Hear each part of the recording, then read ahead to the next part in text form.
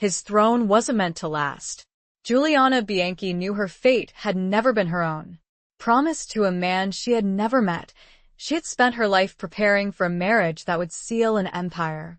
But when she stepped into the church, it wasn't her fiancé waiting at the altar, it was Salvatore De Luca. Cold, unforgiving. And now her husband. He leaned in, his lips brushing her ear. "Your father made a deal," he murmured. "Now you belong to me." Chapter 1. The Shadow of a Promise Made. The heavy oak door of Giuliana Bianchi's childhood bedroom creaked shut, the sound echoing the finality that had settled over her life. Sunlight streamed through the lace-curtained windows, illuminating dust motes dancing in the air, a stark contrast to the shadows gathering in her heart. The room, once a sanctuary of girlish dreams and whispered secrets, now felt like a gilded cage, its walls closing in on her. She ran a hand over the smooth, cool silk of the ivory wedding gown laid out on the antique four-poster bed, the fabric a tangible representation of the life she was about to enter, a life not of her choosing.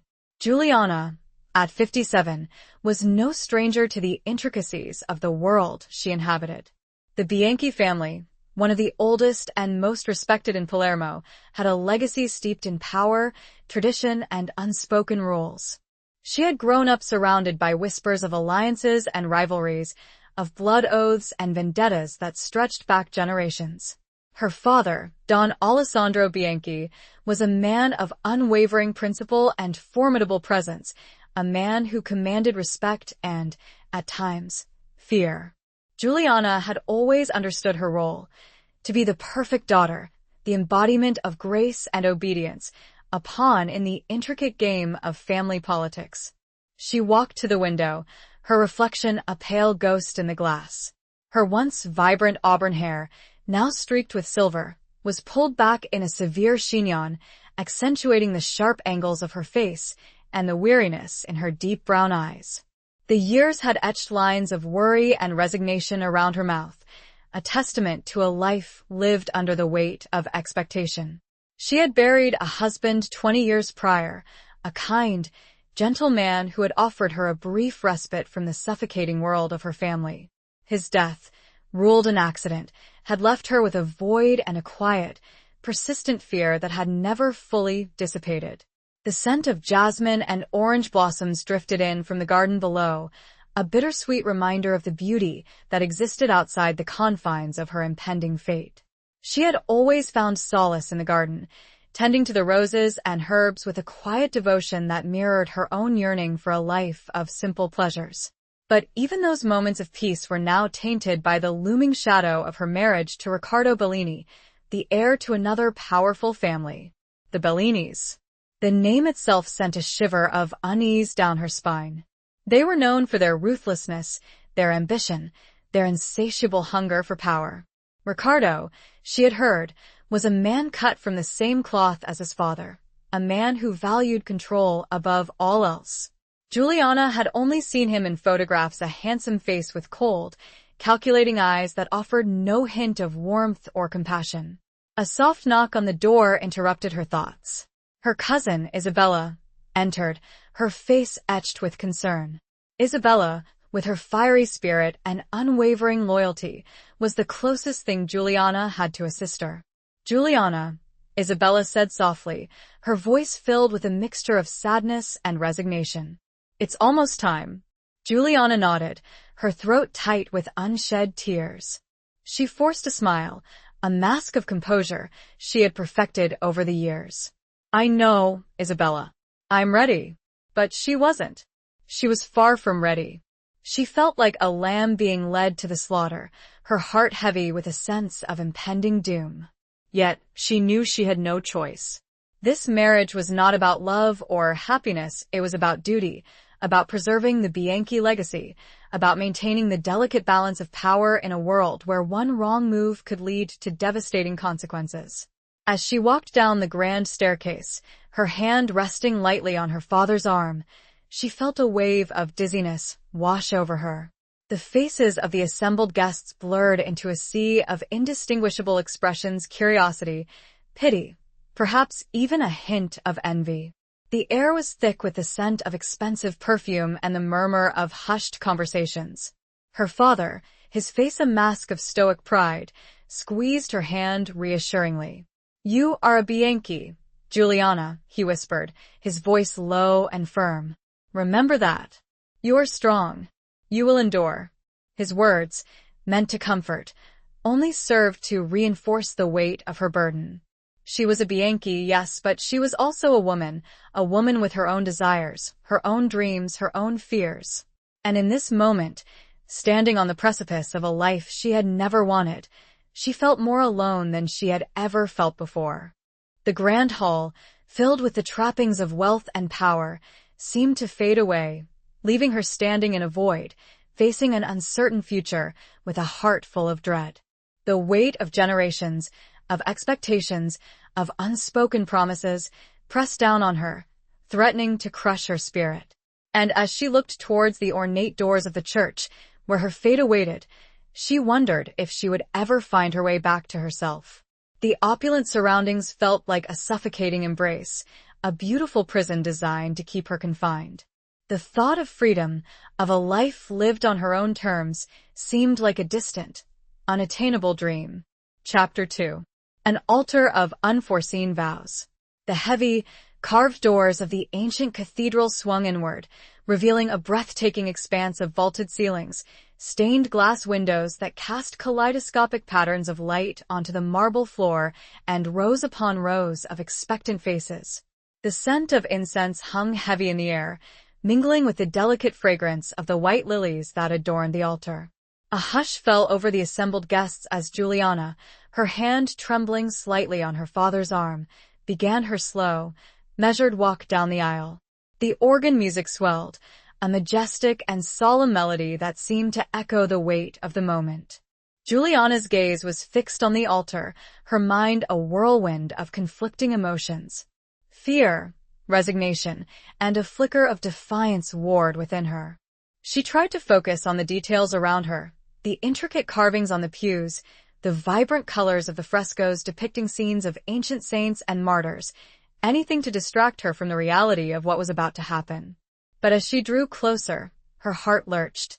The man standing at the altar, waiting for her, was not Riccardo Bellini.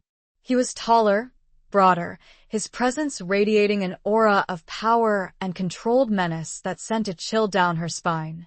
His dark hair was slicked back, revealing a strong jawline and a face that was both strikingly handsome and undeniably intimidating. His eyes, a piercing shade of gray, met hers, and for a fleeting moment, Juliana felt a jolt of something akin to recognition, a flicker of something she couldn't quite decipher. This was not the man she had been promised. This was someone far more dangerous, far more compelling. Don Alessandro, his face a mask of barely controlled fury, leaned down to whisper to Juliana. "What is the meaning of this?" His voice was a low growl, barely audible above the music.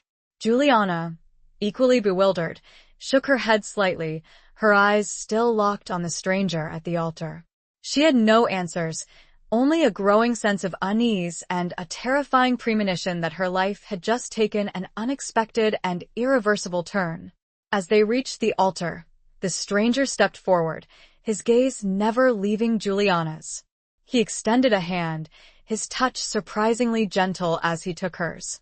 His skin was warm, his grip firm, sending a jolt of unexpected warmth through her. "Juliana Bianchi," he said, his voice a low, resonant rumble that seemed to vibrate through the very stones of the cathedral. "I am Salvatore De Luca." The name struck her like a physical blow. De Luca. The name whispered in hushed tones, associated with power, ruthlessness, and a history intertwined with both the Bianchis and the Bellinis in a complex web of alliances and betrayals. Salvatore De Luca was a legend, a figure shrouded in mystery, a man who commanded both fear and respect in equal measure.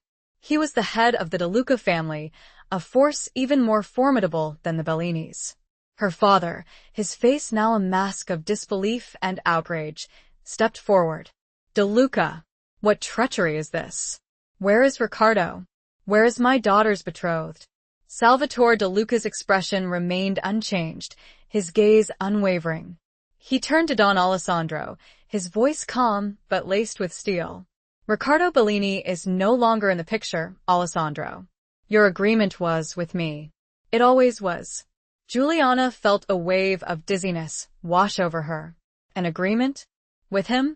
Her father had never mentioned the De Lucas, had never hinted at any involvement with this man. She felt betrayed, used, her entire life a carefully constructed lie. Salvatore turned back to Juliana, his eyes softening slightly, a hint of something unreadable flickering in their depths. He leaned closer, his lips brushing against her ear, his warm breath sending shivers down her spine. "Your father made a deal," he murmured, his voice a low, intimate whisper that only she could hear. "A deal to save his family, to secure his legacy. Now you belong to me." His words, though softly spoken, were a pronouncement, a claim of ownership that left her breathless. She belonged to him. Not to Riccardo Bellini, but to Salvatore De Luca, a man she had never met, a man who embodied everything she feared and, strangely, a man who ignited a spark of something she hadn't felt in years, a sense of dangerous, forbidden excitement. The priest, clearly flustered by the unexpected turn of events, cleared his throat and began the ceremony. Juliana felt like she was moving through a dream, her senses heightened, her mind struggling to grasp the reality of the situation. She repeated the vows, her voice trembling slightly, her gaze locked on Salvatore's. His eyes held hers, a mixture of possessiveness, challenge, and something else, something she couldn't quite define, something that hinted at a depth of emotion hidden beneath his carefully constructed facade.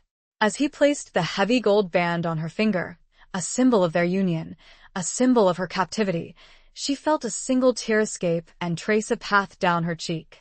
It was a tear not of sadness, but of a complex mix of emotions: fear, anger, resignation, and a strange, unsettling sense of inevitability. This was her fate. She was now Juliana De Luca, the wife of the most powerful man in Palermo, a pawn in a game she didn't understand, a prisoner in a gilded cage of her own making. Or was it? A flicker of defiance, a spark of rebellion, ignited within her. She would not be a passive pawn. She would find a way to navigate this new reality, to understand the rules of this dangerous game, and perhaps, just perhaps, to find a way to reclaim her own destiny. The ceremony concluded, but her internal battle was just beginning. The weight of her new name, of her new life, settled upon her like a heavy cloak. She felt the eyes of everyone in the cathedral upon her, judging, speculating, wondering. But as she looked into Salvatore's eyes, she knew that her biggest challenge, her greatest fear, and perhaps her greatest opportunity, lay with him. Chapter 3. Whispers of the De Luca Legacy. The reception, held in the sprawling gardens of the De Luca estate, was a lavish affair. Tables laden with delicacies, overflowing with flowers, and shimmering with crystal and silver stretched as far as the eye could see. Music, provided by a renowned orchestra, filled the air, a vibrant backdrop to the murmur of conversations and the clinking of glasses. But beneath the veneer of celebration, an undercurrent of tension and uncertainty rippled through the gathering. Juliana, now officially Signora De Luca, felt like a stranger in a foreign land. The guests, a mixture of Palermo's elite and figures from the shadowy world of the Mafia, regarded her with a mixture of curiosity and caution. She could feel their eyes on her, assessing, judging, whispering. She was the unknown quantity, the outsider who had unexpectedly entered their tightly controlled world. Salvatore, ever the composed and commanding presence, remained by her side, his hand resting possessively on the small of her back. His touch, though seemingly protective, felt more like a claim of ownership, a constant reminder of her new status. He introduced her to a seemingly endless stream of people, their names and titles blurring together in her mind. She offered polite smiles, exchanged pleasantries, but her heart was racing, her mind struggling to reconcile the reality of her situation. She noticed the subtle gestures, the coded language, the unspoken hierarchy that governed this world. The men, dressed in impeccably tailored suits, exuded an air of power and authority, their conversations laced with veiled threats and cryptic allusions.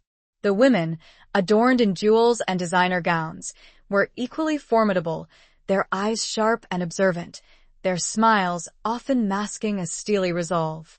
Isabella, who had managed to slip through the tight security, found Juliana near a fountain, her face pale with worry.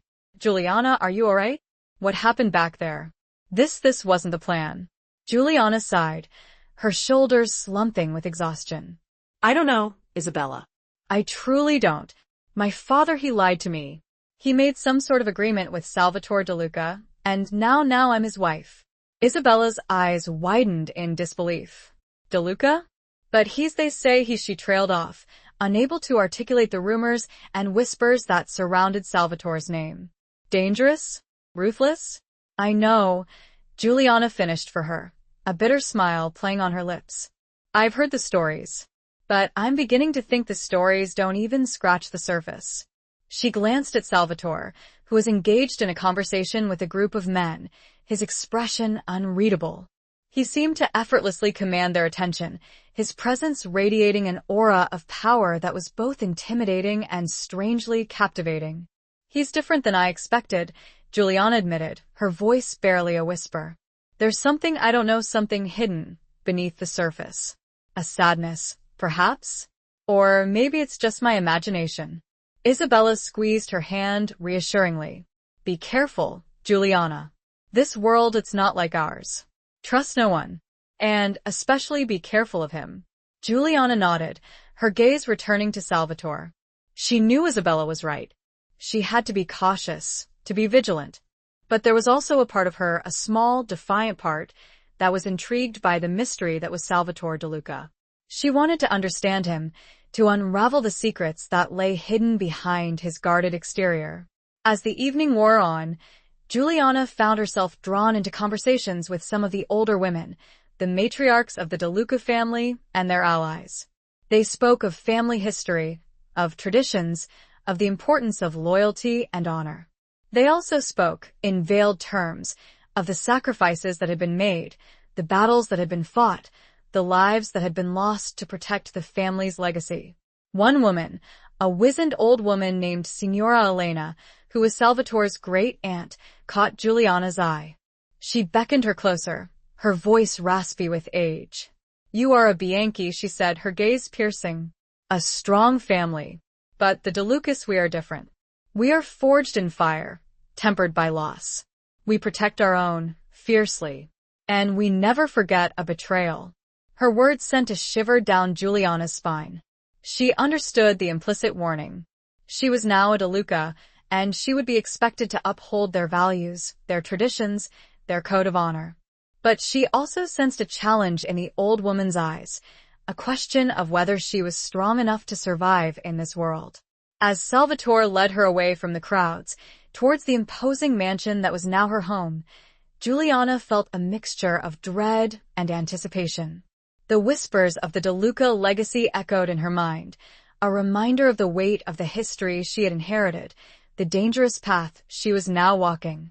The night was filled with the sounds of celebration, but for Juliana, it was the beginning of a silent battle, a struggle for survival, and perhaps a quest for something more.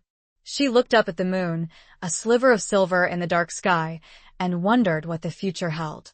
She was surrounded by strangers, yet felt utterly alone. But within that solitude, a new resolve began to harden. She would not be broken. She would learn. She would adapt. She would survive. And perhaps, in the heart of this dangerous world, she would find a way to thrive. Chapter 4. A Gilded Cage in Palermo. The De Luca mansion was a fortress of opulence and history. Centuries-old stone walls enclosed a labyrinth of rooms, each more lavishly decorated than the last. Antique furniture, priceless artwork, and intricate tapestries adorned every corner, a testament to the family's wealth and power. But to Juliana, it felt less like a home and more like a gilded cage, a beautiful prison designed to keep her contained. The days that followed her wedding were a blur of unfamiliar faces, unspoken rules, and a constant sense of being watched.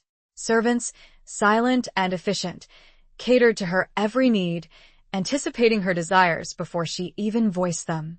But their presence only served to reinforce her isolation, their deference a constant reminder of her status as the wife of Salvatore De Luca. Salvatore himself was an enigma. He was attentive, even courteous, but always distant, his emotions carefully guarded behind a mask of impassivity. He treated her with a strange mixture of possessiveness and respect, his actions often contradictory, leaving her perpetually off balance.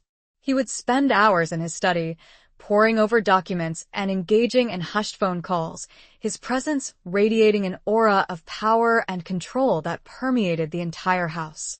Yet, there were moments, fleeting and unexpected, when she glimpsed a different side of him. A flicker of vulnerability in his eyes, a softening of his expression, a hint of the man he might be beneath the carefully constructed facade. These moments, though rare, were enough to fuel her curiosity, to keep her searching for the key to unlock the mysteries of his heart. One evening, she found him standing on the balcony overlooking the city, his gaze fixed on the twinkling lights below. The city lights paint a beautiful scenery, but there is a sort of sadness on his face. He seemed lost in thought, his shoulders slumped slightly, a rare sign of weariness in his otherwise impeccable posture. She hesitated for a moment, then stepped onto the balcony, the cool night air a welcome contrast to the stifling atmosphere of the house. He turned, his expression unreadable, his gray eyes reflecting the city lights. "Salvatore," she said softly, her voice barely a whisper above the sounds of the city. He nodded, acknowledging her presence, but didn't speak. "Is everything all right?" she asked, her concern genuine, despite the fear that still lingered in her heart. He looked at her for a long moment, his gaze searching, as if trying to decide whether to trust her. Then, he sighed, a heavy sound that seemed to carry the weight of the world. "This life," he said, his voice low and rough, "it's not always what it seems. There are burdens, responsibilities that are difficult to bear." His words resonated with her own feelings of isolation and confinement.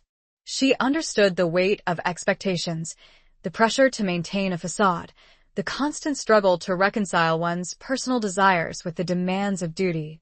"I understand," she said, her voice filled with empathy. "My life, it hasn't been easy either." He looked at her, a flicker of surprise in his eyes. "You think you understand, Juliana? You have no idea what it means to be a De Luca. To carry the weight of this family, to protect it from its enemies, to make the decisions that no one else can make." She met his gaze, her chin lifted in defiance. "Perhaps not. But I understand what it means to be trapped, to be forced into a life you didn't choose. I understand what it means to feel alone, even when you're surrounded by people." Her words seemed to strike a chord within him. He looked away, his gaze returning to the city below. "Loneliness," he murmured, his voice barely audible, "is a constant companion in this life." For a moment, they stood in silence, the only sound the gentle hum of the city and the distant strains of music from a nearby piazza. Juliana felt a connection to him in that moment, a shared sense of isolation, a mutual understanding of the burdens they both carried. He turned back to her, his expression softening slightly.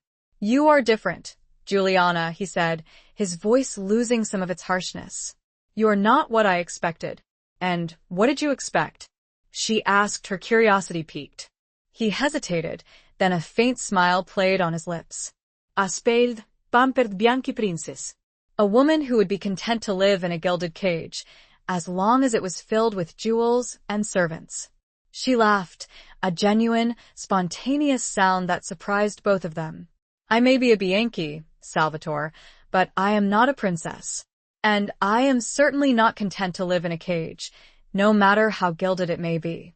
Her defiance seemed to amuse him. He stepped closer, his presence filling her senses, his warmth radiating through the cool night air. He reached out, his fingers gently tracing the line of her jaw, his touch sending a shiver down her spine. "Perhaps," he said, his voice a low murmur, "you are more than I bargained for, Juliana De Luca." His words were both a challenge and an acknowledgement, a recognition of her strength, her spirit, her refusal to be defined by his expectations. And in that moment, Juliana felt a flicker of hope, a sense that perhaps, just perhaps, she could find a way to navigate this new life, to build a connection with this enigmatic man, and to reclaim her own identity in the process. She knew the path ahead would be fraught with danger and uncertainty, but she was no longer willing to be a passive victim of her fate. She would fight for her freedom, for her happiness, and for a chance to create a life of her own choosing, even within the confines of the DeLuca world. The city lights shimmered below, a reflection of the challenges and opportunities that lay ahead.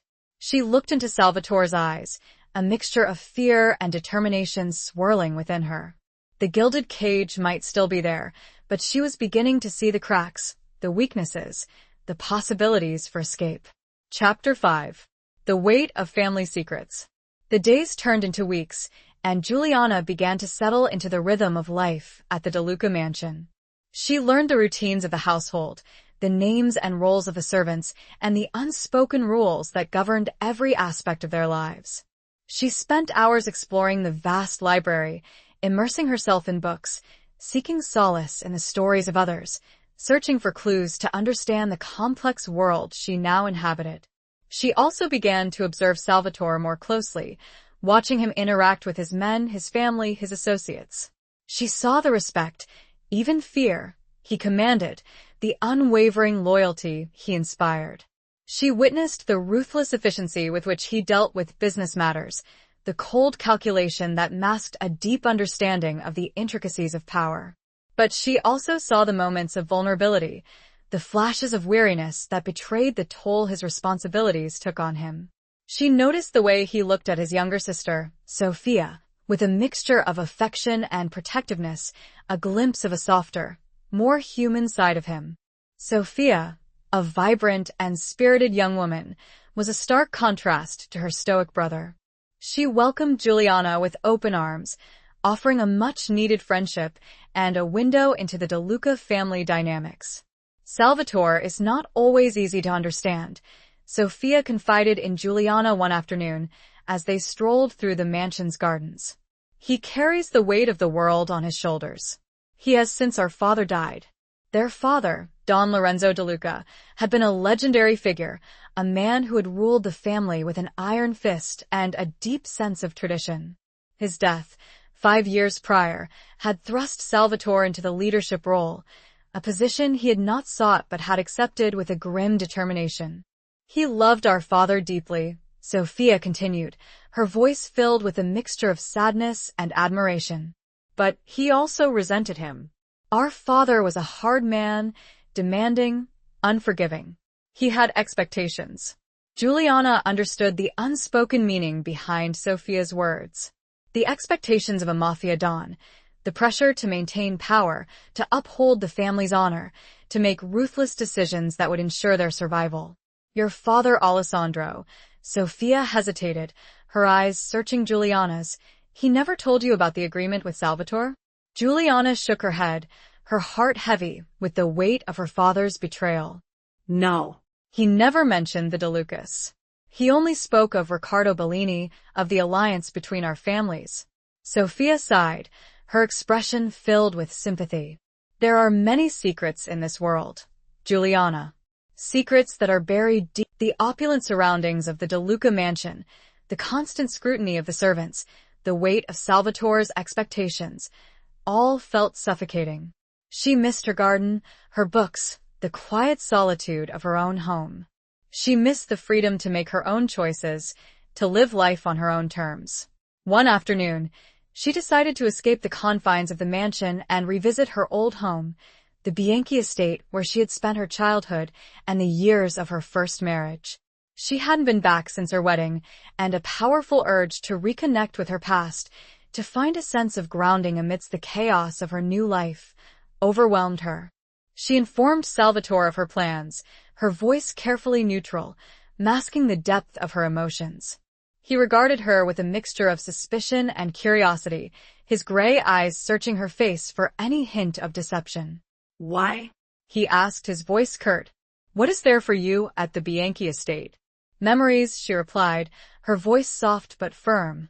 A connection to my past. A part of me that I don't want to lose. He hesitated for a moment, then nodded, his expression unreadable. Very well. But you will not go alone. Marco will accompany you. Marco, one of Salvatore's most trusted men, was a constant shadow, a silent guardian assigned to protect her, or perhaps, to keep her under surveillance. She resented his presence, the constant reminder of her lack of freedom, but she knew she had no choice. The Bianchi estate was a stark contrast to the De Luca mansion. It was smaller, more intimate, filled with the echoes of her past. The gardens, though slightly overgrown, still held the scent of jasmine and roses, a bittersweet reminder of happier times. The house itself felt empty, devoid of life, a shell of its former self. She wandered through the rooms, her fingers tracing the familiar outlines of furniture, her eyes lingering on photographs of her younger self, her late husband, her family. She felt a pang of sadness, a sense of loss for the life she had left behind, the life that had been stolen from her. In her former bedroom, she found a small, wooden box hidden in the back of a closet. It contained letters, photographs, and mementos from her first marriage, tokens of a love that had been cut short too soon. She sat on the floor, surrounded by these fragments of her past, and allowed herself to grieve, to mourn the loss of her husband, the loss of her innocence, the loss of the future she had once envisioned. Marco, who had remained respectfully outside, entered the room, his expression softening slightly as he saw her tears. He had been a silent observer of her grief, and for a moment, she saw a flicker of empathy in his eyes. "Signora," he said softly, his voice unusually gentle. "Is there anything I can do?" She shook her head, wiping away her tears. No, Marco. "Thank you. I needed to remember."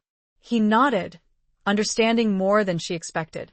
He, too, had likely experienced loss, had witnessed the harsh realities of their world. As they drove back to the De Luca mansion, Juliana felt a sense of closure, renewed determination to move forward. She had revisited her past, honored her memories, but she also recognized that she could not dwell in the past. She had a new life now, a new role to play, a new set of challenges to overcome. When they arrived, Salvatore was waiting for her in the foyer, his expression unreadable. He searched her face, his eyes probing, as if trying to decipher the emotions she had experienced. "Did you find what you were looking for?" he asked, his voice devoid of any inflection. She met his gaze, her chin lifted in defiance. "I found a part of myself that I had almost forgotten," she replied, her voice firm. "And I realized that I am stronger than I thought." His eyes narrowed slightly, a flicker of something akin to respect crossing his face. He seemed to recognize the change in her, the newfound resolve that had taken root within her. "The past can be a powerful weapon, Juliana," he said, his voice low and serious. "But it can also be a burden. Do not let it consume you." She nodded, understanding his warning. She knew that she could not allow her past to dictate her future. She had to find a way to balance her memories with the realities of her present, to forge a new path for herself within the confines of the De Luca world. As she walked away from him, towards the solitude of her room, she felt a sense of purpose, a renewed determination to navigate this complex and dangerous life. She would honor her past, but she would not be defined by it. She would learn the rules of this new game, and she would find a way to play it on her own terms. She was beginning to understand that her strength, her resilience, her ability to adapt were her greatest assets. And she was determined to use them to create a future that was worthy of the sacrifices she had made. The echoes of her past life still resonated within her, but they no longer held the same power. She was moving forward, slowly but surely, towards a new dawn, a new beginning. Chapter 7. The Unseen Scars of Salvatore. Juliana's curiosity about Salvatore deepened. She was determined to understand the man behind the mask, to uncover the secrets that lay hidden beneath his carefully constructed facade. She observed him closely, watching his interactions with others, studying his reactions, searching for clues to his true nature. She noticed the subtle signs of stress, the weariness that sometimes clouded his eyes, the tension that always seemed to be present in his jaw. She saw the way he flinched at sudden noises, the way he always positioned himself to have a clear view of the exits, the way he never fully relaxed, even in the supposed safety of his own home. One evening, she found him in the library, not reading, but staring out the window at the darkening sky. He was shirtless, his back to her, and she was struck by the sight of the scars that crisscrossed his skin. They were old scars, faded but still visible, a testament to a past filled with violence and pain. She hesitated for a moment, then spoke softly, "Salvatore?" He turned, startled, his eyes widening in surprise. He quickly grabbed a nearby robe and covered himself, his expression a mixture of embarrassment and anger. "What are you doing here?" he asked, his voice harsh. "I was looking for you," she replied, her voice trembling slightly. "I saw the scars." He turned away, his back to her again, his shoulders tense. "They are nothing. Old wounds. They don't matter." But they did matter. They were a part of him, a visible representation of the battles he had fought, the pain he had endured. She wanted to understand, to know the stories behind those scars, to learn what had shaped him into the man he was. "They tell a story, Salvatore," she said softly, stepping closer to him.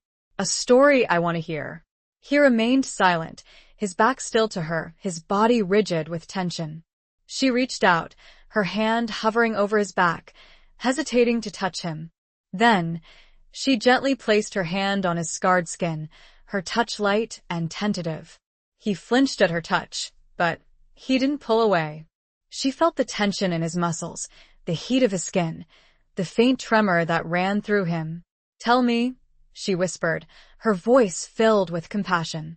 Tell me about them.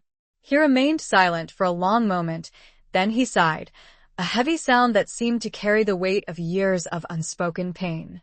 "They are reminders," he said, his voice low and rough, "of the price of this life, of the choices I have made, the battles I have fought, the losses I have endured." He turned to face her, his eyes filled with a mixture of pain and vulnerability that she had never seen before. He slowly removed the robe, revealing the full extent of his scars, a roadmap of violence etched onto his skin. He began to tell her his stories, each scar a chapter in the brutal history of the DeLuca family. He spoke of rivalries, of betrayals, of ambushes and assassinations.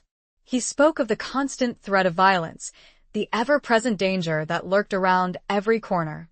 He told her about the night his father had been killed, an ambush orchestrated by a rival family. He had been young, barely a man, but he had fought alongside his father, witnessing his death and narrowly escaping with his own life. The scars on his back were a reminder of that night, a constant reminder of the loss and the responsibility he had inherited. As he spoke, Juliana listened intently, her heart aching for him. She saw the pain in his eyes, the weight of the burden he carried, the toll that this life had taken on him. She understood now why he was so guarded, so controlled, so reluctant to show any vulnerability. He had been forced to become a warrior, a protector, a leader, at a young age, his emotions suppressed, his heart hardened by the harsh realities of his world. She reached out and took his hand, her touch gentle and reassuring. "I'm sorry, Salvatore," she said, her voice filled with empathy. "I'm so sorry for everything you've been through." He looked at her, his eyes searching, as if trying to understand her compassion, her willingness to see beyond his scars, to see the man beneath the surface. "You don't have to be afraid to show me your pain, Salvatore," she continued. "I'm here for you. I want to understand you, to help you carry this burden." His grip tightened on her hand, his fingers interlacing with hers. He closed his eyes for a moment, as if gathering his strength, then he opened them and looked at her, a flicker of hope in their depths. "Thank you, Juliana," he said, his voice barely a whisper. "Thank you for seeing me, for not judging me." In that moment, a connection was forged between them, a bond of understanding and empathy that transcended the barriers of their different worlds. She had seen his scars, his vulnerabilities, his pain, and she had not flinched. She had offered him compassion, support, a glimpse of a different way of being. And he, in turn, had allowed her to see a part of himself that he had kept hidden from everyone else. The unseen scars were now visible, not just the physical ones, but the emotional ones as well. And in sharing them, a new level of intimacy, of trust, had begun to develop. The weight of his past was still there, but for the first time, he didn't have to carry it alone. Chapter 8. A dance of defiance and desire. The shared intimacy of revealing his scars had created a shift in Salvatore and Juliana's relationship. A cautious trust began to bloom, fragile yet persistent. The walls he had meticulously built around his heart began to show cracks, allowing glimpses of the man beneath the formidable dawn. Juliana, in turn, found herself increasingly drawn to him. It wasn't simply pity or empathy, a deeper, more complex emotion was taking root. She admired his strength, his resilience, his unwavering commitment to his family, even if she disagreed with his methods. She saw the flicker of kindness he showed to Sophia, the loyalty he inspired in his men, the flashes of vulnerability he now allowed her to see. And she couldn't deny the physical attraction, the undeniable pull that had been there from the beginning, now intensified by their growing emotional connection. Salvatore, too, found himself increasingly captivated by Juliana. Her strength, her defiance, her refusal to be a passive pawn in his world, challenged him, intrigued him, and awakened a longing he had long suppressed. He admired her intelligence, her compassion, her ability to see beyond his title, to see the man beneath the surface. He found himself seeking her out, wanting to be in her presence, drawn to her warmth and her quiet strength. Their interactions became a dance of defiance and desire, a push and pull between the constraints of their world and the burgeoning feelings they could no longer ignore. They would engage in heated debates, challenging each other's beliefs, testing each other's boundaries. He would argue for tradition, for control, for the necessity of ruthlessness. She would counter with pleas for compassion, for understanding, for a different way of living. One evening, they found themselves in the garden, the air filled with the scent of jasmine and the sound of crickets chirping. They had been arguing about a business matter, a dispute with a rival family that Salvatore was planning to resolve with force. "There has to be another way, Salvatore," Juliana insisted, her voice filled with passion. "Violence only begets more violence. There must be a way to negotiate, to find a compromise." He scoffed, his expression hardening. "You are naive, Juliana. You don't understand how this world works. These people only understand strength, power. They will see any attempt at compromise as a weakness. But isn't there a strength in compassion?"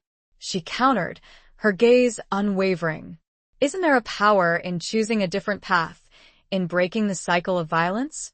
He looked at her, his eyes searching, his expression a mixture of frustration and admiration.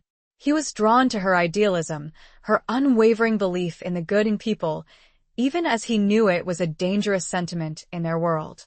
He stepped closer to her, his presence filling her senses, his warmth radiating through the cool night air. "You are a dangerous woman, Juliana De Luca," he said, his voice a low murmur. "You challenge me. You question me, you make me think about things I have long tried to ignore." She met his gaze, her heart pounding in her chest. "And you, Salvatore De Luca," she replied, her voice trembling slightly, "you intrigue me, you frighten me, you make me feel things I thought I had forgotten how to feel."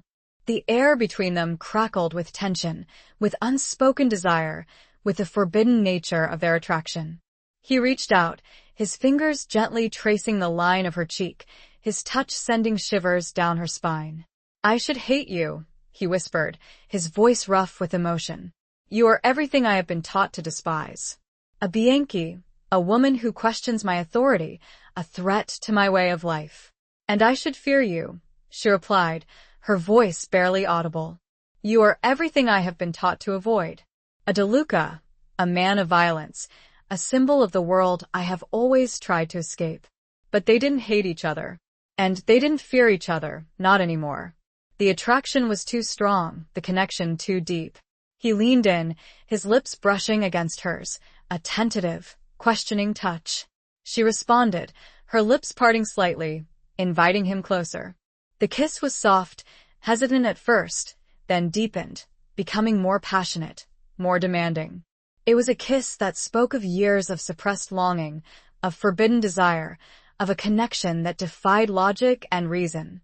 It was a kiss that sealed their fate, a turning point in their relationship, a moment of surrender to the emotions they had both tried so hard to deny. When they finally broke apart, they were both breathless, their hearts pounding, their minds reeling. They looked at each other, a mixture of fear and excitement in their eyes. They had crossed a line, entered uncharted territory, and they knew there was no going back. This changes everything, Salvatore said, his voice husky with emotion. Juliana nodded, her gaze unwavering. Yes, she replied, her voice filled with a mixture of trepidation and determination. It does. They knew that their newfound intimacy would not be without its challenges. Their families, their world, the very fabric of their lives would be against them. But in that moment, standing in the moonlit garden, surrounded by the whispers of the night, they were willing to risk everything for a chance at something real, something meaningful, something that transcended the boundaries of their world. The dance of defiance and desire had led them to a precipice, and they had chosen to jump, together, into the unknown. The consequences were uncertain, the dangers real, but the possibility of love, of connection, of a shared future, was too powerful to resist. Chapter 9. Cracks in the Foundation of Power. The clandestine intimacy between Salvatore and Juliana did not go unnoticed. Whispers circulated among the servants, subtle glances were exchanged among the family members, and the ever-present tension within the De Luca household thickened.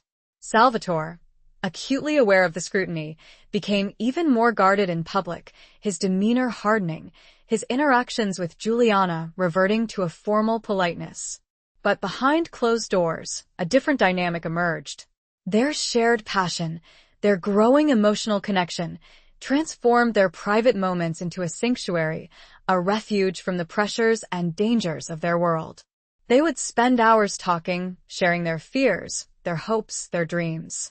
They would explore each other's bodies, their lovemaking a passionate expression of their deepening bond.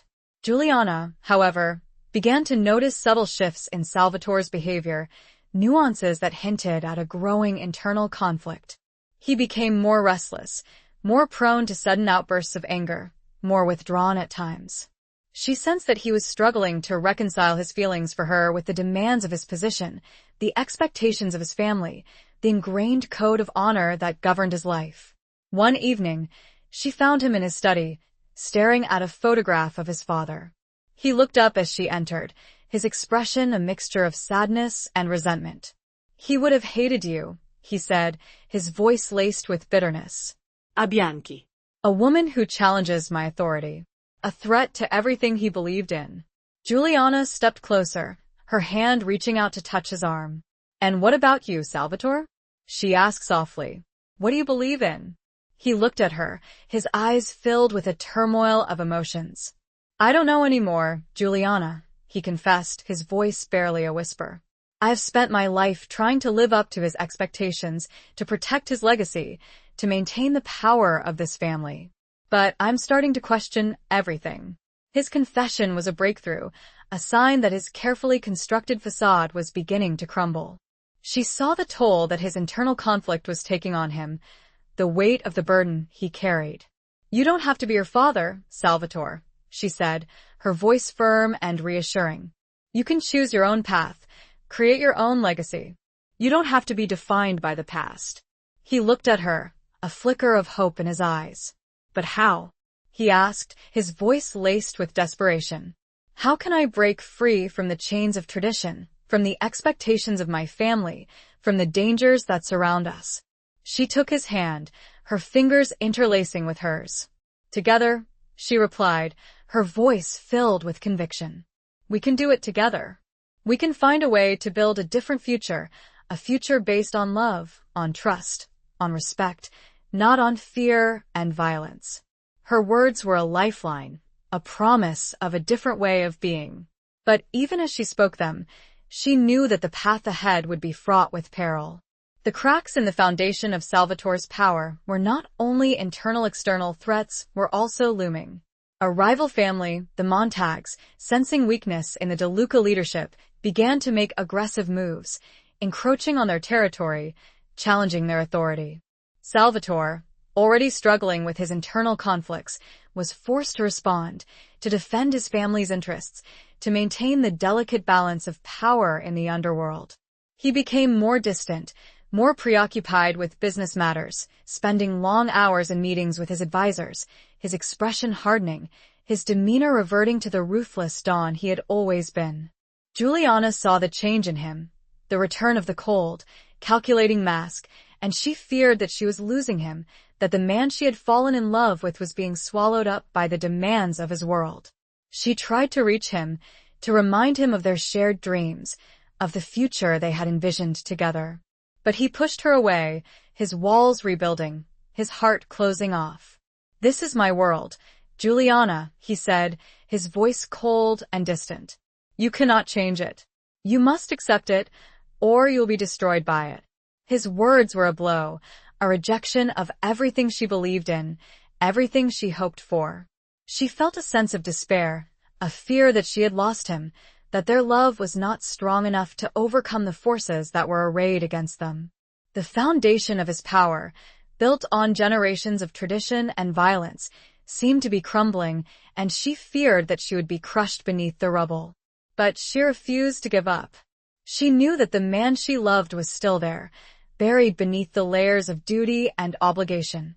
She would fight for him, for their love, for the future they had dreamed of, even if it meant risking everything. The cracks were widening, the danger was escalating, but her determination remained unwavering. She would not let him be consumed by the darkness. She would be his light, his anchor, his hope, even if he couldn't see it himself. Chapter 10. The Serpent in the Garden of Trust. The growing tension between the De Lucas and the Montagues escalated, threatening to erupt into a full-blown war. Salvatore, consumed by the need to protect his family and maintain his power, became increasingly withdrawn, his focus solely on the impending conflict. He spent long hours in meetings with his advisors, strategizing, planning, preparing for the inevitable showdown. Juliana, feeling increasingly isolated and helpless, tried to find ways to support him, to offer her counsel, to remind him of the values they had shared. But he pushed her away, his walls rebuilt, his heart seemingly closed off to her. She sought solace in Sophia's company, confiding in her about her fears, her frustrations, her growing sense of despair. Sophia, ever the loyal sister, listened patiently, offering words of comfort and understanding. "Salvatore is under immense pressure, Juliana," Sophia explained. "He feels responsible for all of us, for our safety, for our future. He believes he has to be strong, ruthless, to protect us from our enemies." "But at what cost, Sophia?" Juliana asked, her voice filled with anguish. "At the cost of his own happiness? At the cost of our love? At the cost of his soul?" Sophia sighed, her expression filled with sadness. "I don't know, Juliana. I don't know. But I fear that he is losing himself, that he is becoming the man our father wanted him to be, not the man he truly is." Sophia's words resonated with Juliana's own fears. "Salvatore, how can you even ask me that?" she cried, her voice filled with disbelief and pain. "I love you. I would never betray you." But he didn't believe her. He showed her the fabricated evidence, Marco's lies presented as irrefutable proof of her treachery.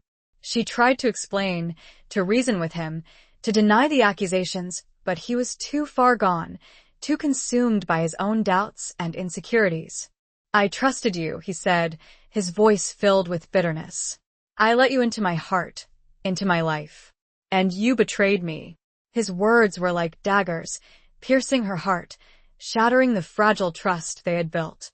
She saw the coldness in his eyes, the return of the ruthless Don, the man she had fought so hard to reach.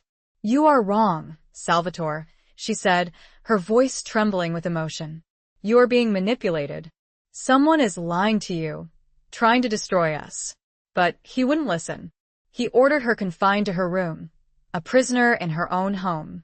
He refused to see her, to speak to her, his heart hardened by the perceived betrayal. Juliana was devastated, heartbroken, her world crumbling around her. She had lost his trust, his love, everything she had fought for. She was alone, isolated, betrayed by the man she loved and by someone she had considered a friend. The serpent had struck, poisoning their relationship, destroying their trust, leaving her wounded and vulnerable. She didn't know who to trust, who to turn to, how to fight against the lies that had been woven around her. The foundation of their love, of their shared dreams, had been shattered, and she feared that it could never be rebuilt. She was trapped, isolated, and facing the greatest challenge of her life, to prove her innocence, to expose the truth, and to win back the trust of the man she loved. But with every passing moment, that hope seemed to dwindle, replaced by a growing sense of despair. Chapter 11. Nights of Shared Solitude. Confined to her room, Juliana felt the walls closing in on her. The opulent surroundings, once a symbol of her gilded cage, now felt like a suffocating prison. She paced restlessly, her mind racing, trying to make sense of the events that had unfolded, trying to find a way to prove her innocence, to reach Salvatore, to break through the wall of distrust he had erected around himself. She replayed every conversation, every interaction, every encounter, searching for clues, for any hint of who might be behind the lies, who might be manipulating Salvatore. Marco's name surfaced repeatedly, his subtle manipulations, his veiled criticisms of her, his seemingly unwavering loyalty to Salvatore, all now cast in a new, sinister light. She knew she had to find a way to expose Marco, to reveal his treachery to Salvatore. But how? She was isolated, cut off from any contact with the outside world, her every move monitored by the guards Salvatore had posted outside her door. She spent hours staring out the window, watching the city below, her mind searching for a solution, a way out of this impossible situation. She thought of Isabella, her loyal cousin, the only person she could truly trust. But how could she contact her? How could she get a message to her without alerting Salvatore and his guards? One evening, as the city lights began to twinkle, an idea sparked in her mind. She remembered a secret passage, a hidden tunnel that led from the library to a small, abandoned garden shed on the edge of the estate. It was a relic from the mansion's past, a forgotten escape route used by the DeLucas during times of war and unrest. She knew it was a risky plan, a dangerous gamble. If she was caught, the consequences would be severe. But she had no other choice. She had to try. She had to fight for her freedom, for her love, for her life. Under the cover of darkness, she slipped out of her room, her heart pounding in her chest. She navigated the silent corridors of the mansion, avoiding the guards, her senses heightened, her every step measured and cautious. She reached the library, her hands trembling as she located the hidden lever that opened the secret passage. The stone wall slid open, revealing a dark, narrow tunnel, filled with the scent of dust and damp earth. She entered the tunnel, her only light source a small, flickering candle she had managed to conceal. The air was thick and heavy, the silence broken only by the sound of her own breathing and the occasional scuttling of rats. She made her way through the tunnel, her fear battling with her determination. She had to reach the garden shed, find a way to contact Isabella, to expose Marco's treachery. As she neared the end of the tunnel, she heard voices, muffled but distinct. She extinguished her candle, her heart pounding in her chest. She pressed herself against the cold, damp wall, listening intently. It was Marco's voice, and he was talking to someone she couldn't identify. "Everything is going according to plan," Marco said, his voice low and confident. "Salvatore suspects nothing. He believes Juliana is a traitor. He is completely isolated, vulnerable." The other voice, a gruff, unfamiliar voice, replied, "Good. The Montagues are ready to move. We will strike soon, while he is weak. And you will be rewarded handsomely for your loyalty." Juliana's blood ran cold. She had been right. Marco was a traitor, working with the Montags, plotting to overthrow Salvatore. She had to warn him, to expose Marco's treachery before it was too late. She waited until the voices faded away, then cautiously emerged from the tunnel into the darkness of the garden shed. She found a small, dusty window and peered out, her eyes scanning the grounds for any sign of guards. She saw a figure approaching the mansion, a familiar figure silhouetted against the city lights. It was Salvatore. He was alone, his shoulders slumped, his head bowed, his posture radiating a sense of defeat and despair. She had to reach him, to warn him, to tell him the truth. She slipped out of the shed, her movements swift and silent, her heart pounding in her chest. She ran towards him, her voice a desperate whisper, "Salvatore. Salvatore, wait." He stopped, turning towards her, his eyes widening in surprise, then hardening with anger. "What are you doing here?" he demanded, his voice cold and accusatory. "You're supposed to be confined to your room. Salvatore, you have to listen to me," she cried, her voice filled with urgency. "Marco is a traitor. He's working with the Montags. He's plotting to overthrow you." He looked at her, his expression unreadable, his eyes searching her face for any hint of deception. She saw the doubt in his eyes, the lingering suspicion, the seeds of mistrust that Marco had planted. "Don't listen to her, Salvatore." Marco's voice rang out from behind them. He had followed her, anticipating her move. "She's lying. She's trying to deceive you." Salvatore turned towards Marco, his expression torn, his mind struggling to reconcile the conflicting accusations. He looked from Juliana to Marco, his eyes filled with a turmoil of emotions, his trust shattered, his world crumbling around him. He was trapped between the woman he loved and the man he had trusted, his heart and his mind at war, his future hanging in the balance. The night was filled with shared solitude, not of love, but of suspicion, of betrayal, of a desperate struggle for survival.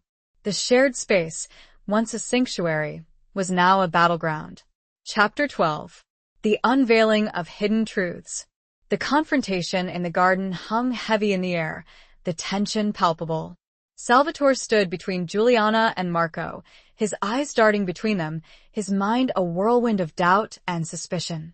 He was torn between the woman he loved, who had been accused of treachery, and his trusted lieutenant, who had presented him with seemingly irrefutable evidence of her betrayal. "Salvatore," Juliana pleaded, her voice trembling with emotion, "you have to believe me. I heard Marco talking to someone from the Montags. He's planning to betray you, to overthrow you. He's been lying to you all along." Marco scoffed, his expression a mask of righteous indignation. "She's desperate, Salvatore. She's trying to save herself. She's a liar, a manipulator. You saw the evidence yourself. She's been working with the Montags, all along." Salvatore looked from Juliana to Marco, his expression unreadable, his internal struggle evident in the clenching of his jaw, the flickering of his eyes. He wanted to believe Juliana, to trust in her love, but Marco's evidence had planted seeds of doubt that were difficult to ignore. "Marco," Salvatore said, his voice low and dangerous, "show me again the evidence you have against Juliana." Marco, sensing an opportunity to solidify his position, readily produced the fabricated documents, the intercepted messages, the twisted accounts of Juliana's conversations with Isabella. He presented them to Salvatore, his voice smooth and persuasive, reinforcing the narrative of Juliana's treachery. Juliana watched in despair as Salvatore examined the evidence, his expression hardening with each passing moment. She knew she had to find a way to counter Marco's lies, to expose his deception, to prove her innocence. An idea sparked in her mind. She remembered a detail from Marco's conversation in the garden shed, a specific phrase he had used, a code word that identified his contact within the Montags. "Salvatore," she said, her voice firm and clear, "ask Marco about the Crimson Falcon. Ask him who that is." Marco's face paled slightly, a flicker of surprise and fear crossing his eyes. He hesitated for a moment, his composure momentarily faltering. Salvatore noticed Marco's reaction. His suspicion peaked. Marco? He questioned, his voice sharp and demanding. Who is the Crimson Falcon? Marco stammered, trying to regain his composure. I don't know what she's talking about, Salvatore. She's making things up. She's trying to distract you. But Salvatore was no longer listening to Marco. He had seen the flicker of fear in his eyes, the momentary hesitation, the subtle signs of deception. He turned to Juliana, his gaze searching, his eyes filled with a mixture of hope and apprehension. Juliana, he said, his voice softer now, tell me everything. Tell me what you heard.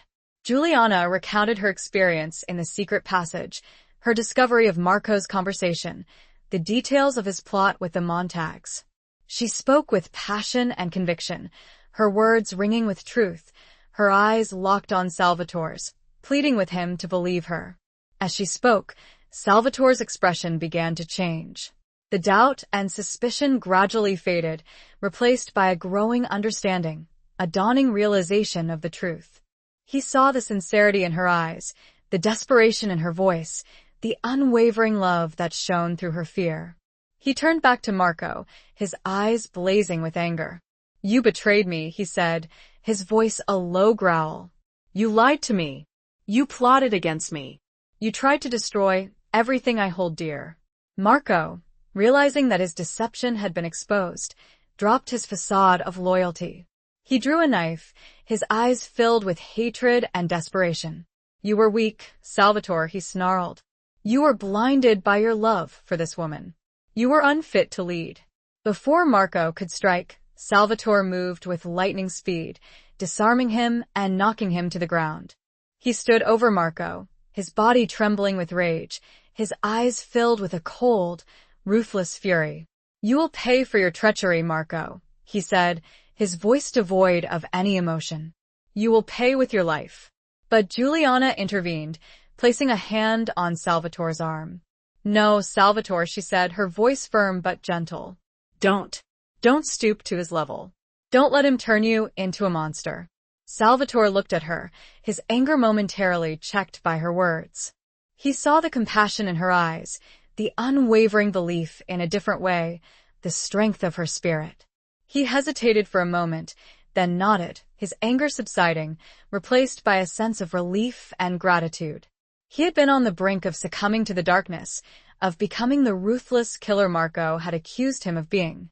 But Juliana had pulled him back, reminded him of the man he wanted to be, the man she believed he could be. He ordered his men to take Marco away, to imprison him, to await his judgment. Then, he turned to Juliana, his eyes filled with a mixture of remorse and love. I'm sorry, Juliana, he said, his voice husky with emotion. I'm so sorry. I doubted you. I almost lost you. I almost lost myself. She reached out and took his hand, her touch gentle and reassuring. It's all right, Salvatore, she said, her voice filled with love and forgiveness. You were deceived. You were manipulated. But you saw the truth in the end. That's all that matters. He pulled her into his arms, holding her close, his body trembling with the release of tension, the overwhelming relief of having escaped the trap that had been set for him. He buried his face in her hair, inhaling her scent, finding solace in her presence. I love you, Juliana, he whispered, his voice filled with a depth of emotion he had never allowed himself to express before. I love you more than anything in this world. She held him tight, her heart overflowing with love and gratitude. And I love you, Salvatore, she replied, her voice choked with emotion. I love you with all my heart. The hidden truths had been unveiled, the serpent exposed, the trust restored. The night, which had begun with betrayal and despair, had ended with reconciliation and a renewed commitment to their love. The foundation of their relationship, shaken but not broken, had been strengthened by the ordeal. They had faced the darkness together, and they had emerged stronger and more united than ever before. Chapter 13. A tempest of betrayal and loss. The exposure of Marco's treachery sent shockwaves through the De Luca family. The Montags, deprived of their inside man and sensing Salvatore's renewed strength, launched a full-scale assault on the DeLuca's operations. Businesses were attacked, men were killed, and the streets of Palermo became a battleground. Salvatore, fueled by a mixture of rage and a determination to protect his family, responded with swift and brutal force. He rallied his men, organized his defenses, and launched counterattacks, determined to crush the Montags and secure his position as the undisputed leader of the Palermo underworld. Giuliana, though fearing for Salvatore's safety and troubled by the escalating violence, stood by his side, offering her support, her counsel, her unwavering love. She understood the necessity of his actions, the need to defend his family, his territory, his legacy. But she also urged him to find a way to end the conflict, to break the cycle of violence, to create a lasting peace. Salvatore, however, was consumed by the war. He became increasingly distant, his focus solely on the battle with the Montags, his emotions suppressed, his demeanor hardening. He reverted to the ruthless Don, the cold, calculating leader, the man he had been before he met Giuliana. She saw the change in him, the return of the darkness, the fading of the light she had helped him rediscover. She feared that she was losing him again, that the war was consuming him, transforming him into the very thing he had once despised. One evening, as they sat in silence in their room, the sounds of gunfire echoing in the distance, Giuliana confronted him. "Salvatore," she said, her voice filled with anguish, "you're becoming the man you swore you'd never be. You're letting this war consume you. You're losing yourself." He looked at her, his eyes cold and distant, his expression unreadable. "This is my world, Giuliana," he said, his voice devoid of any emotion. "This is what I have to do. This is the only way to protect our family, our future." "But at what cost, Salvatore?" she pleaded, her voice trembling with emotion. "At the cost of your soul? At the cost of our love? At the cost of everything we've fought for?" He turned away from her, his back to her, his shoulders tense. "There is no other way," he said, his voice barely a whisper. His words were a blow, a rejection of everything she believed in, everything she had hoped for. She felt a sense of despair, a fear that she had lost him completely, that the war had irrevocably changed him. The next day, tragedy struck. Sofia, Salvatore's beloved younger sister, was caught in the crossfire during an ambush orchestrated by the Montags. She was killed instantly, her life cut short by the brutal violence that had consumed their world. The news of Sofia's death devastated Salvatore. He was consumed by grief, by guilt, by a rage that knew no bounds. He blamed himself for her death, for failing to protect her, for allowing the war to escalate to such a devastating level. Giuliana tried to comfort him, to offer him solace, to share in his grief. But he pushed her away, his heart hardened by loss, his mind consumed by a thirst for revenge. He withdrew into himself, isolating himself from everyone, including Giuliana.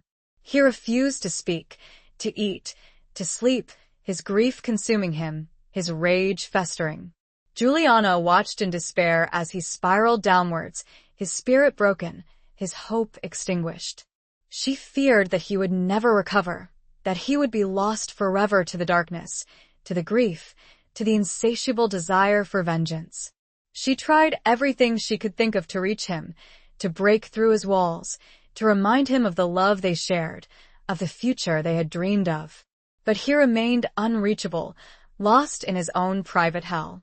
The tempest of betrayal and loss had raged through their lives, leaving a trail of devastation in its wake. Sofia's death was a turning point, a tragic loss that threatened to destroy everything they had built, everything they had hoped for.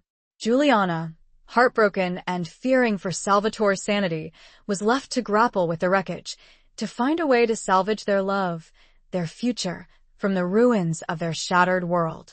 She knew she had to be strong, for both of them. She had to find a way to reach him, to pull him back from the brink, to help him heal, to guide him towards a path of peace, even amidst the ongoing storm of violence. But she was running out of time, and the darkness was closing in. Chapter 14. The Price of Loyalty and Love. Salvatore's grief over Sophia's death manifested as a cold, consuming rage. He became obsessed with revenge, vowing to annihilate the Montagues, to make them pay for the loss of his sister. He abandoned all restraint, all pretense of honor, all consideration for the consequences of his actions. He was driven solely by a thirst for vengeance, a need to inflict pain, to make his enemies suffer as he had suffered. Juliana watched in horror as he transformed into a man she no longer recognized. The gentle, vulnerable side of him she had come to love was gone, replaced by a ruthless, merciless killer, consumed by hatred and a desire for retribution. She tried to reason with him, to plead with him, to remind him of the values they had shared, of the future they had dreamed of. But he was deaf to her pleas, blind to her tears, his heart hardened by grief and a burning desire for revenge. "They took her from me, Juliana," he said, his voice cold and devoid of any emotion. "They took my sister. They will pay. They will all pay." She saw the darkness in his eyes, the abyss that threatened to swallow him whole. She knew that if he continued down this path, he would be lost forever, his soul consumed by hatred and violence. She decided to take a desperate gamble, a risky move that could either save him or destroy them both. She reached out to Isabella, her loyal cousin, and asked for her help. She needed to find a way to stop Salvatore, to prevent him from committing acts that would stain his soul forever, to bring him back from the brink of self-destruction. Isabella, understanding the gravity of the situation, agreed to help. Together, they devised a plan, a dangerous and unconventional strategy to intervene, to disrupt Salvatore's plans for revenge, to force him to confront the consequences of his actions. They knew they were playing with fire, risking Salvatore's wrath, potentially provoking a conflict that could escalate the violence even further. But they were driven by love, by loyalty, by a desperate hope to save the man they both cared for. Isabella, using her connections within the Palermo underworld, discovered the location of the Montagues' hideout, a heavily fortified compound on the outskirts of the city. She also learned of Salvatore's plan to launch a full-scale assault on the compound, a reckless and potentially suicidal attack that would undoubtedly result in massive bloodshed.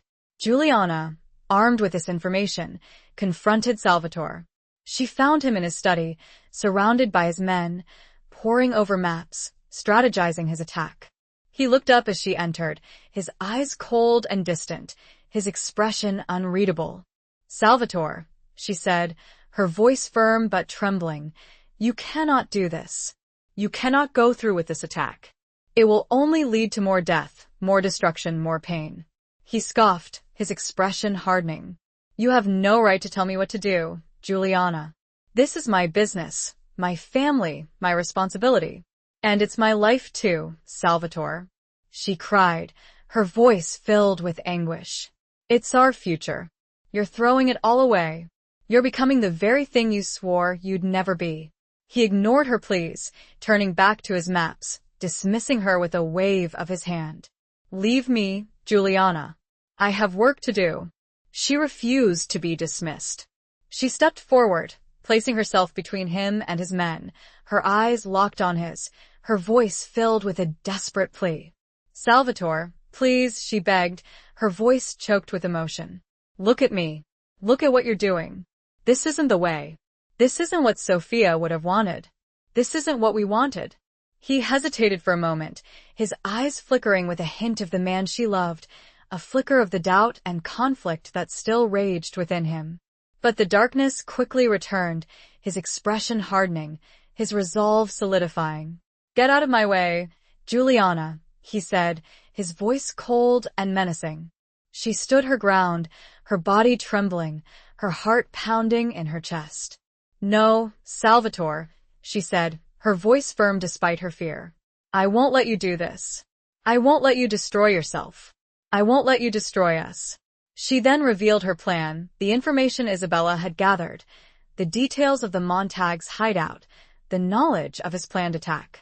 She told him that she had alerted the authorities, that the police were on their way to the compound, that his attack would be a trap, a massacre.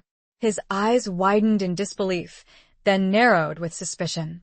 You did what? He demanded, his voice a low growl. You betrayed me? You betrayed your family? I did it to save you, Salvatore, she cried, her voice filled with desperation. To save you from yourself. To save us from this endless cycle of violence. His men, stunned by Juliana's revelation, looked from her to Salvatore, their expressions a mixture of confusion and anger. They were loyal to Salvatore, but they also understood the recklessness of his plan, the potential for disaster. Salvatore stared at Juliana, his mind reeling, his emotions a tempest of rage, betrayal, and a flicker of dawning realization. He had been so consumed by his grief, by his thirst for revenge, that he had failed to see the trap that had been laid for him, the path of self-destruction he was on. He looked at his men, their faces reflecting his own internal conflict. He saw the doubt in their eyes, the unspoken question of whether he had gone too far.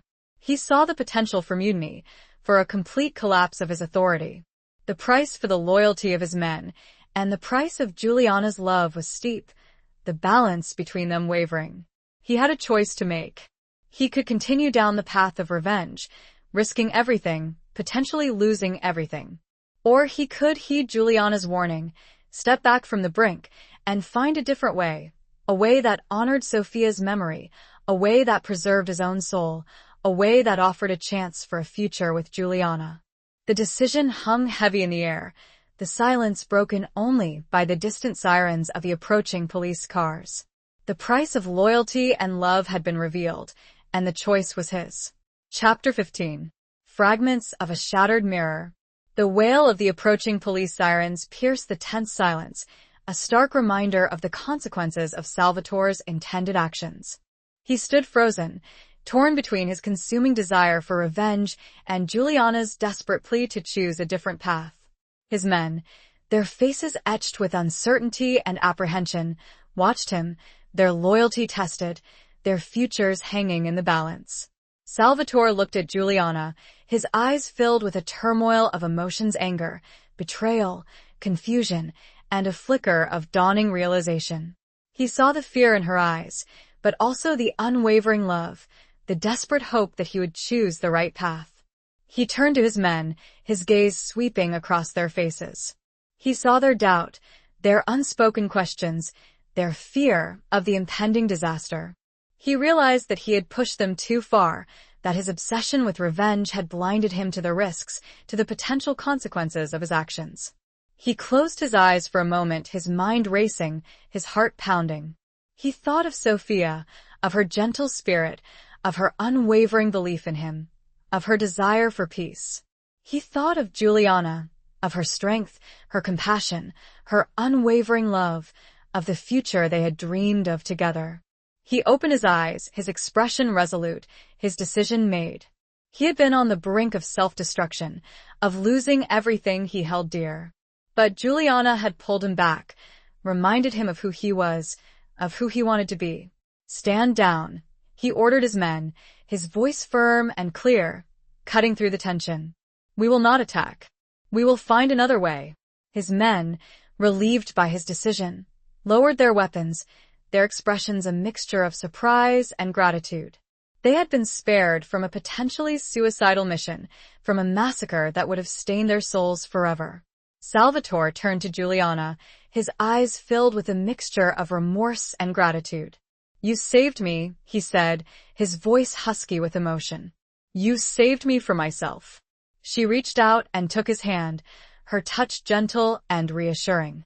We save each other, Salvatore, she said, her voice filled with love and forgiveness. The police arrived, arresting several of the Montagues who were caught off guard, their planned ambush thwarted.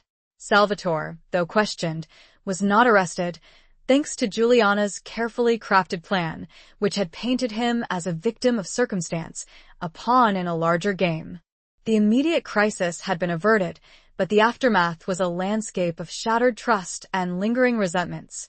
Salvatore's men, though relieved to have avoided a bloodbath, were shaken by his reckless behavior, by his willingness to sacrifice them for his personal vendetta.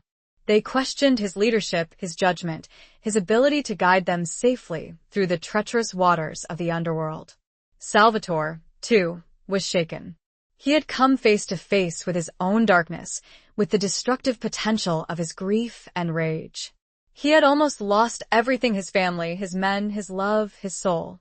He was forced to confront the consequences of his actions, to acknowledge the damage he had done, to rebuild the trust he had shattered.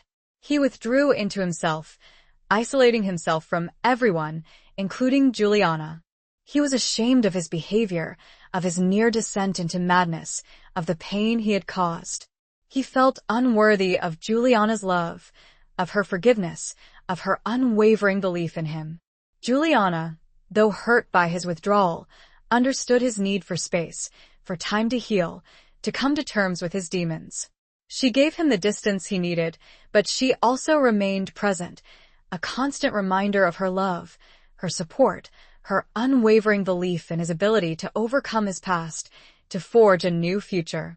She spent her days tending to the wounded, both physically and emotionally. She visited the families of those who had been killed in the conflict, offering comfort, support, and a promise of a different future. She worked tirelessly to rebuild the bridges that had been burned, to heal the wounds that had been inflicted, to restore a sense of peace and stability to the shattered community. She also sought to understand the root causes of the conflict, to find a way to break the cycle of violence, to create a lasting peace. She met with community leaders, with elders, with women from both the De Luca and Montague families, seeking common ground, seeking solutions, seeking a way to end the generations-long feud. She discovered that the conflict was not simply about territory or power. It was about deeply ingrained resentments, about historical grievances, about a culture of violence that had been passed down from generation to generation.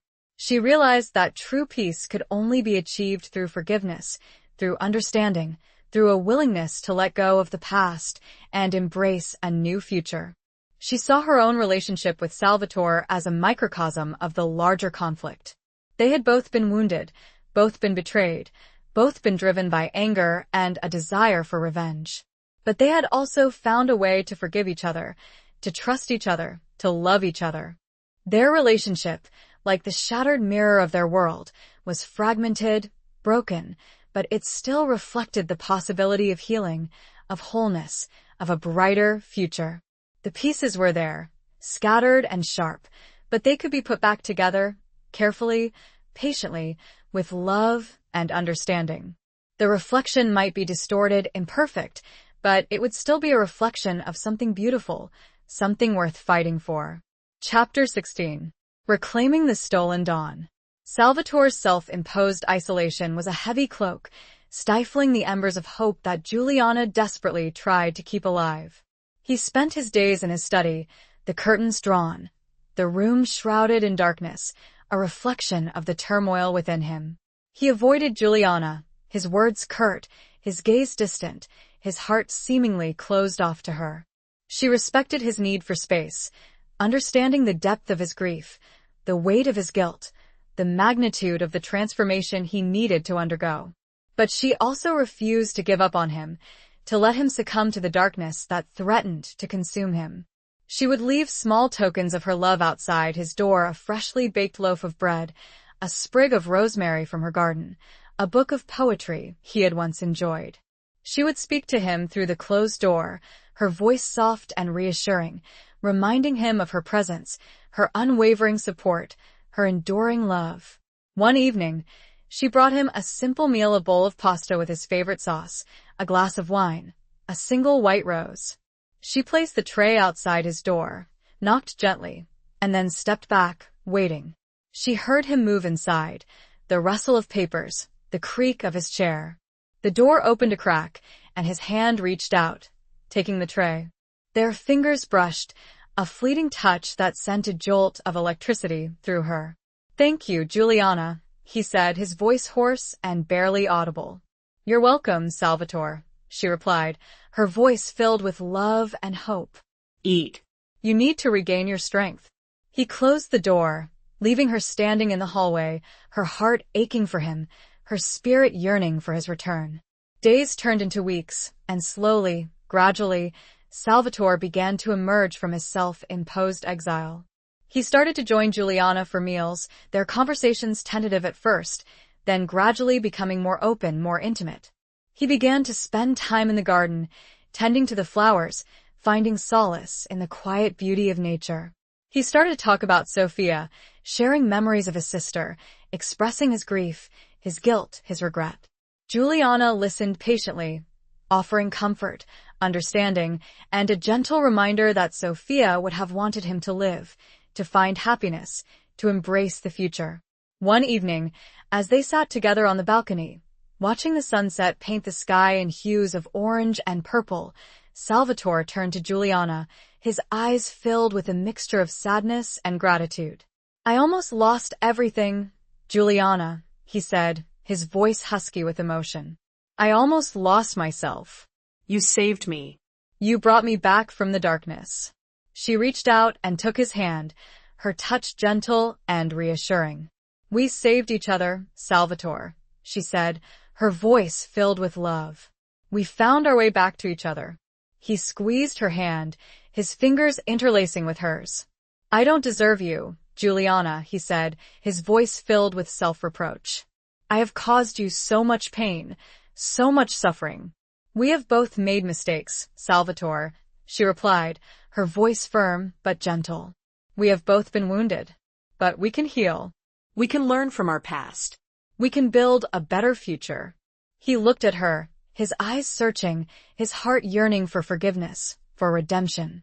He saw the unwavering love in her eyes, the unconditional acceptance, the belief in his ability to change, to grow, to become the man she knew he could be.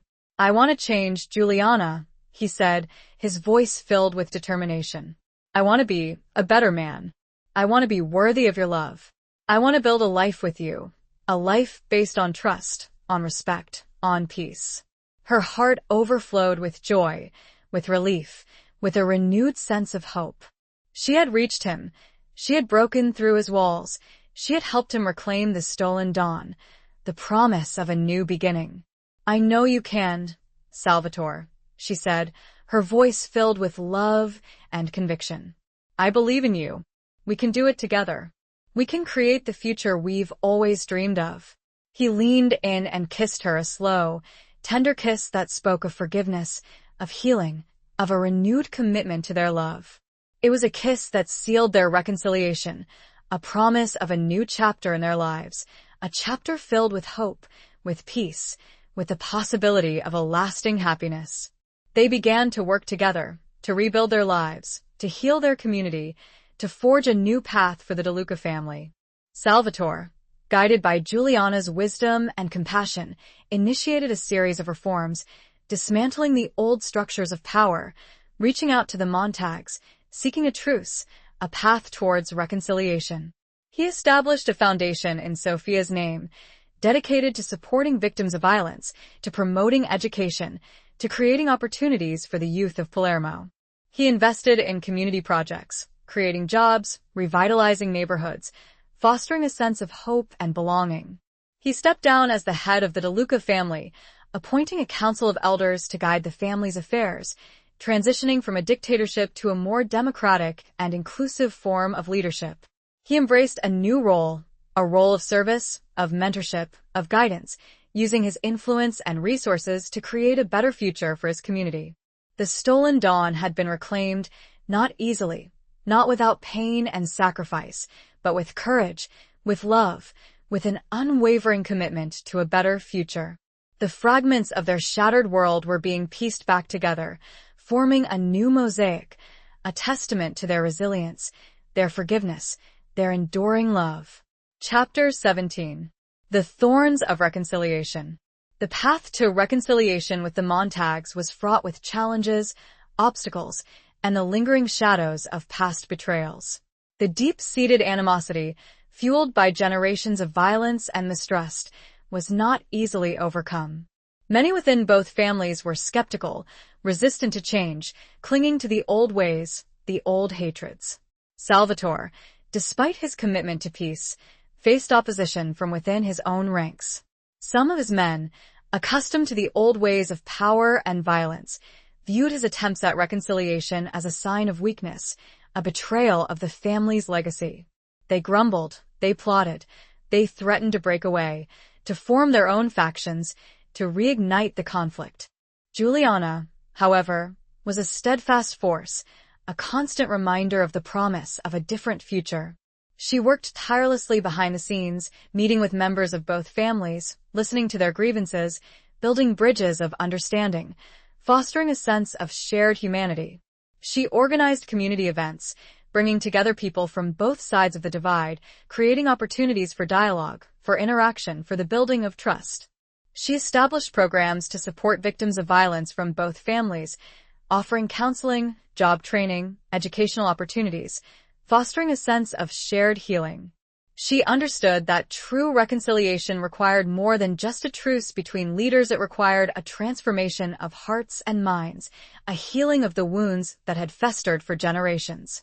She knew that it would be a long, arduous process, filled with setbacks and challenges, but she was determined to persevere, to create a lasting peace for her community, for her family, for her future with Salvatore. One of the biggest obstacles was Don Antonio Montague, the patriarch of the Montague family, a bitter, vengeful old man, consumed by hatred for the De Lucas, unwilling to forgive, unwilling to forget. He saw Salvatore's attempts at peace as a sign of weakness, a trick, a way to lull them into a false sense of security. He refused to meet with Salvatore, refused to negotiate, refused to consider any form of reconciliation. He continued to plot against the De Lucas, seeking to undermine their efforts, to reignite the violence, to reclaim his family's lost power and prestige. Juliana, recognizing that Don Antonio was the key to unlocking a lasting peace, decided to take a bold and unconventional step. She requested a private meeting with him, a face-to-face encounter, a chance to appeal to his humanity, to break through his walls of hatred and resentment. Salvatore was initially opposed to the idea, fearing for Juliana's safety, concerned that Don Antonio would use the meeting as an opportunity to harm her, to further his own agenda. But Juliana was insistent, believing that she could reach him, that she could find a way to plant a seed of peace in his hardened heart.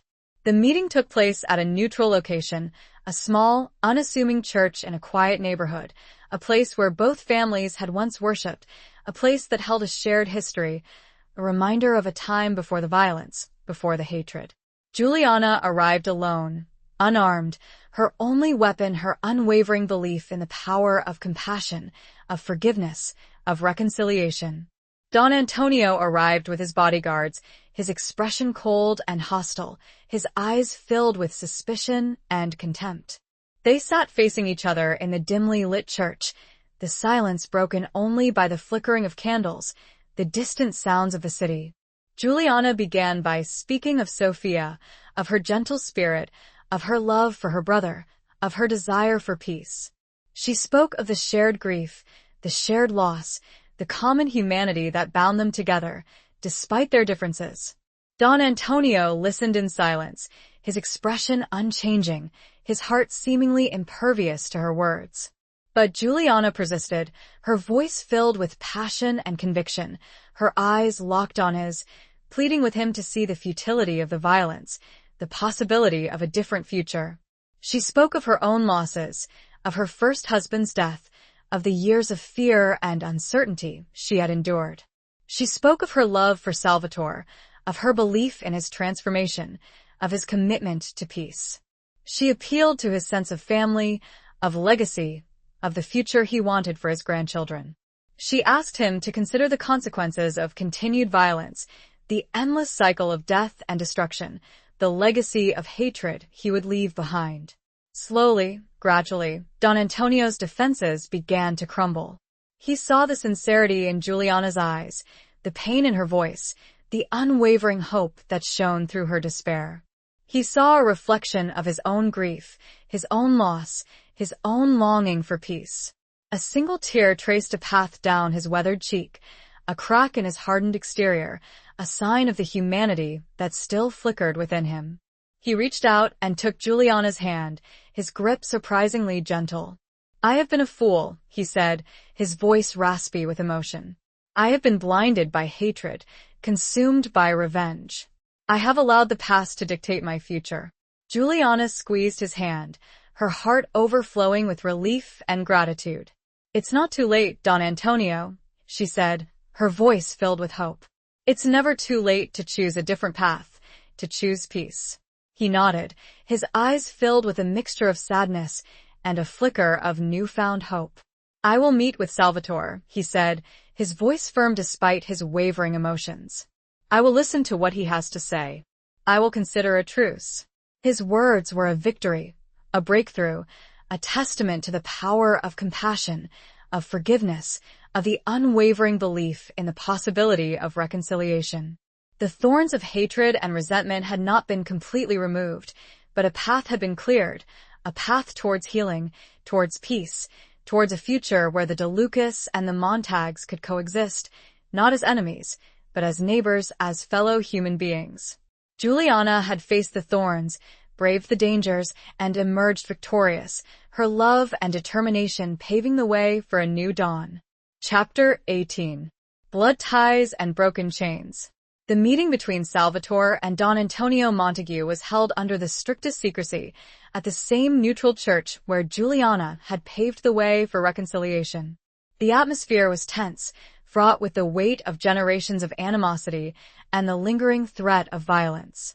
Both men arrived with their trusted advisors, their expressions guarded, their hands never far from the weapons they carried concealed beneath their jackets.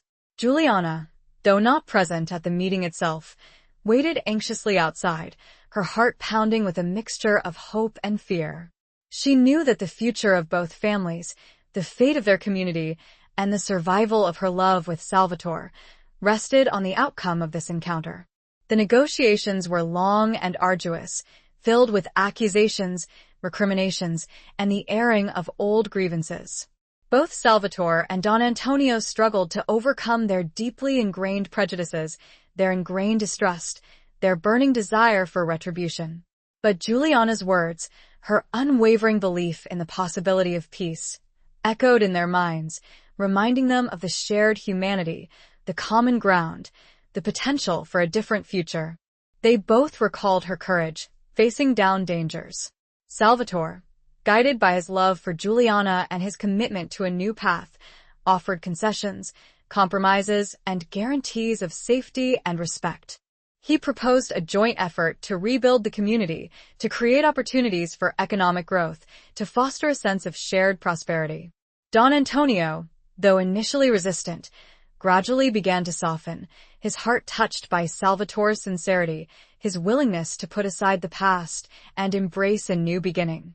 He saw in Salvatore a reflection of his own younger self, a man driven by a desire to protect his family, to secure their future.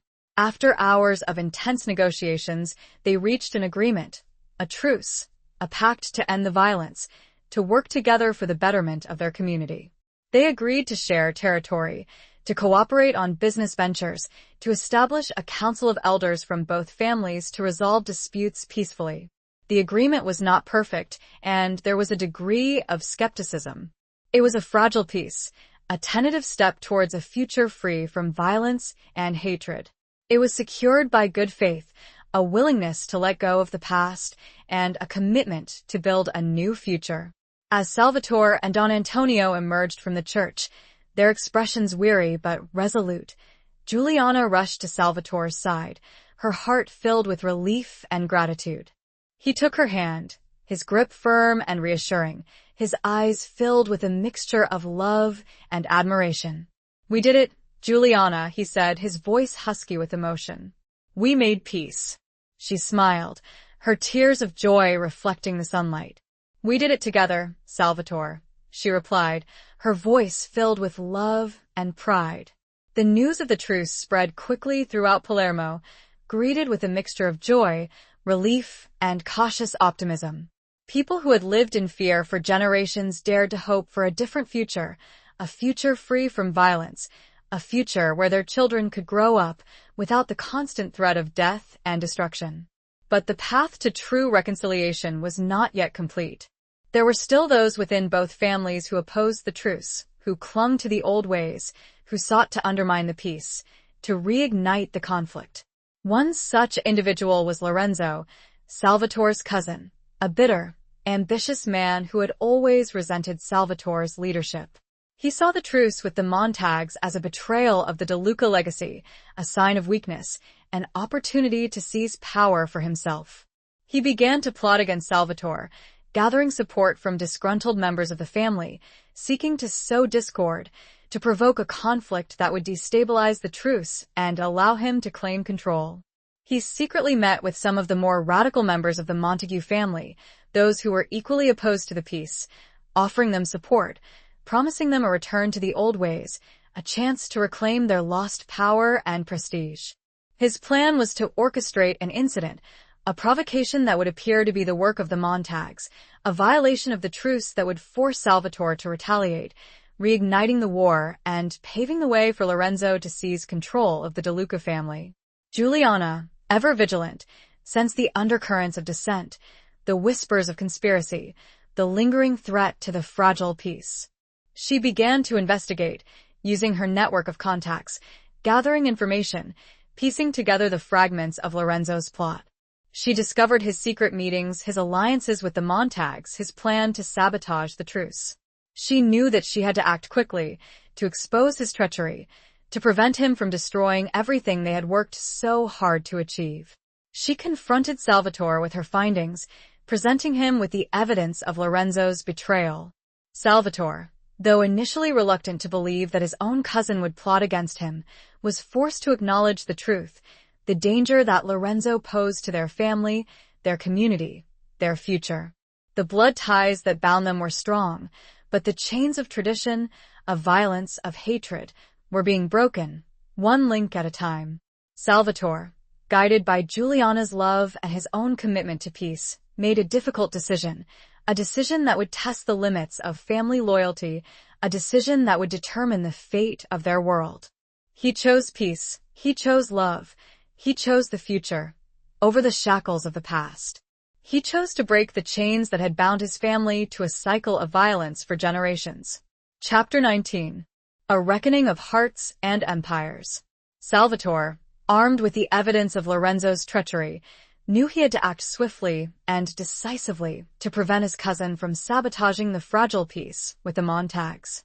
He also knew that confronting Lorenzo directly would be dangerous, potentially sparking a violent conflict within the De Luca family itself. He decided to use a strategy of cunning and misdirection, a plan that would expose Lorenzo's plot without resorting to bloodshed, a plan that would uphold the principles of justice and reconciliation he had come to embrace. He summoned Lorenzo to a meeting at the family estate, under the guise of discussing the implementation of the truce with the Montagues.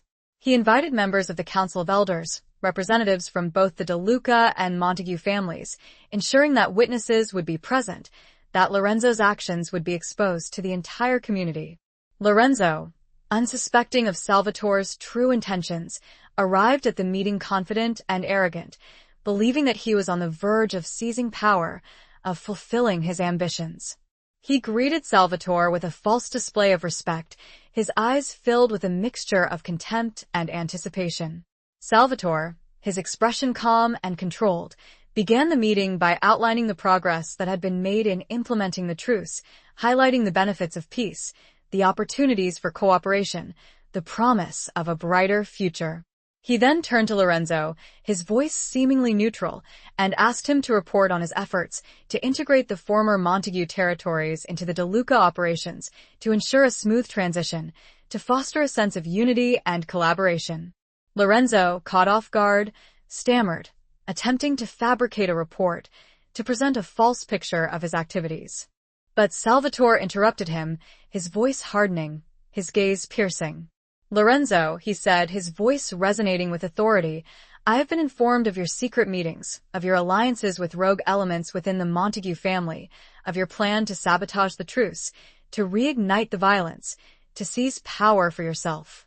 Lorenzo's face paled, his composure crumbling, his eyes darting around the room, seeking support, seeking an escape. But he found none. The Council of Elders, the representatives from both families, watched him in silence, their expressions a mixture of shock, disbelief, and condemnation. Salvatore presented the evidence of Lorenzo's treachery, intercepted messages, witness testimonies, financial records, leaving no doubt of his guilt, of his betrayal of the family, of his violation of the principles of honor and loyalty. Lorenzo, exposed and cornered, attempted to deny the accusations, to deflect blame, to portray himself as a victim of Salvatore's paranoia. But his lies were hollow, his denials unconvincing, his defense crumbling under the weight of the evidence. The Council of Elders, after a brief deliberation, delivered their judgment. Lorenzo was stripped of his position, his authority, his privileges within the De Luca family. He was banished from Palermo, exiled from the community, his name forever stained with the mark of treachery. It was a harsh sentence, but a necessary one. It was a clear message that betrayal would not be tolerated, that the pursuit of peace was paramount, that the old ways of violence and power struggles were over. Lorenzo, defeated and disgraced, left the meeting in silence, his ambitions crushed, his future uncertain.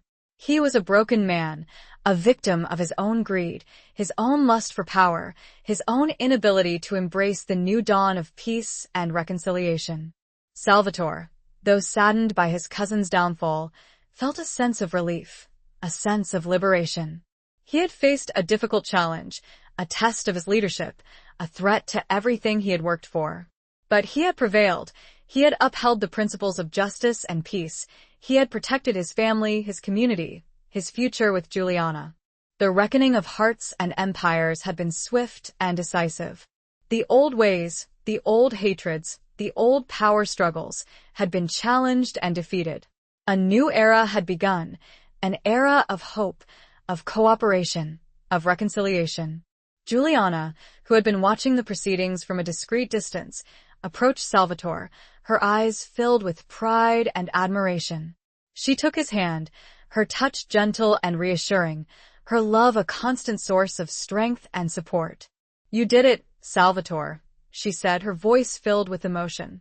"You chose peace. You chose love. You chose the future." He squeezed her hand, his gaze locked on hers, his heart overflowing with gratitude. "We did it together, Juliana," he replied, his voice husky with emotion. "You showed me the way. You gave me the strength. You are my guiding light." They embraced, their love a beacon of hope, a testament to the power of forgiveness, of redemption, of the unwavering belief in the possibility of a better world. The reckoning had been painful, but it had also been cleansing, paving the way for a new beginning, a future where hearts and empires could coexist in peace, where love could triumph over hatred, where the chains of the past could be broken forever. The final confrontation was not one of violence, but of truth, of justice, of a choice between the old ways and the new, a choice that ultimately defined their destiny. Chapter 20. The final confrontation of hearts and loyalties. Even with Lorenzo exiled, the path to lasting peace was not without its final hurdles. Pockets of resistance remained, both within the remnants of the Montague loyalists and among those De Lucas who still clung to the old ways, resenting Salvatore's leadership and his commitment to reconciliation. A final, unexpected threat emerged, not from external enemies, but from within the very heart of the De Luca family. It came in the form of Carlo, Salvatore's uncle, his father's younger brother, a man who had always been overshadowed, overlooked, simmering with resentment for years. Carlo, seeing an opportunity to exploit the lingering unrest, secretly aligned himself with the remaining dissidents, fueling their discontent, promising them a return to the glory days of De Luca dominance, a rejection of the peace with the Montags. He planned a coup, a violent takeover, aiming to depose Salvatore and install himself as the new head of the family. He chose the annual feast of Santa Rosalia, a major religious festival in Palermo, a time when the entire city would be gathered in celebration, as the occasion for his attack. He planned to use the chaos and confusion of the festivities to mask his movements, to launch a surprise assault on Salvatore and his loyalists, to seize control in a swift and brutal coup. Juliana, ever vigilant, noticed subtle signs of Carlo's plotting, whispered conversations, clandestine meetings, unusual movements of men and resources. She sensed a growing unease, a feeling of impending danger, a threat that lurked beneath the surface of the celebrations. She shared her concerns with Salvatore, urging him to be cautious, to take extra precautions, to be prepared for any eventuality. Salvatore, though initially skeptical, trusting his uncle despite their past differences, recognized the validity of Juliana's instincts, her uncanny ability to sense danger, to read the undercurrents of their world. He increased security, deployed his most trusted men discreetly throughout the city, and prepared a contingency plan, a way to protect himself, Juliana, and their loyalists in case of an attack. As the feast of Santa Rosalia reached its climax, with the streets filled with revelers, the air thick with the scent of incense, and the sounds of music and laughter, Carlo launched his coup. His men, disguised as festival-goers, attacked Salvatore and his loyalists, sparking a fierce and bloody battle in the heart of Palermo. The streets, once filled with joy and celebration, became a scene of chaos and violence, as gunfire erupted, knives flashed, and blood stained the cobblestones. The revelers scattered in panic, their screams mingling with the sounds of battle, the festive atmosphere shattered by the eruption of long-simmering resentments. Salvatore, fighting alongside his men, defended himself with skill and courage, protecting Juliana, protecting his loyalists, protecting the fragile peace he had worked so hard to achieve. He was a warrior, a leader, a protector, fighting for his family, for his future, for the new world he had envisioned. Juliana, though not a fighter, refused to be a passive victim. She used her knowledge of the city, her network of contacts, her quick wit, to help Salvatore and his men, guiding them through the maze of streets, warning them of ambushes, providing them with vital information. She rallied the support of ordinary citizens, of those who believed in peace, of those who were tired of the violence, of those who saw Salvatore and Juliana as symbols of hope for a better future. They formed a human shield, protecting Salvatore and his loyalists, disrupting Carlo's plans, turning the tide of the battle. The final confrontation took place in the Piazza Pretoria, the heart of Palermo, in front of the iconic fountain, a symbol of the city's beauty and resilience. Salvatore and Carlo faced each other, their eyes locked in a battle of wills, their destinies intertwined. "You betrayed our family, Salvatore," Carlo snarled, his voice filled with hatred and resentment. "You abandoned our traditions. You made peace with our enemies. You are weak." Salvatore stood firm, his expression resolute, his voice filled with conviction. "I chose a different path, uncle," he replied. "A path of peace, of reconciliation, of hope. The old ways brought only death and destruction. I chose a future for our family, for our city, for our children." Carlo lunged at Salvatore with a knife, his attack swift and brutal. But Salvatore was prepared. He deflected the blow, disarmed his uncle, and stood over him, his weapon raised, his eyes filled with a mixture of sadness and determination. He had the opportunity to kill Carlo, to end the threat once and for all, to secure his position through violence. But he hesitated. He looked at Juliana, her eyes filled with a plea for mercy, for compassion, for a different way. He lowered his weapon, his heart filled with a profound sense of peace, of liberation. He had chosen love over hatred, forgiveness over revenge, the future over the past. "I will not kill you, uncle," he said, his voice firm but gentle. "I will not perpetuate the cycle of violence. You will be judged by the Council of Elders, and you will face the consequences of your actions.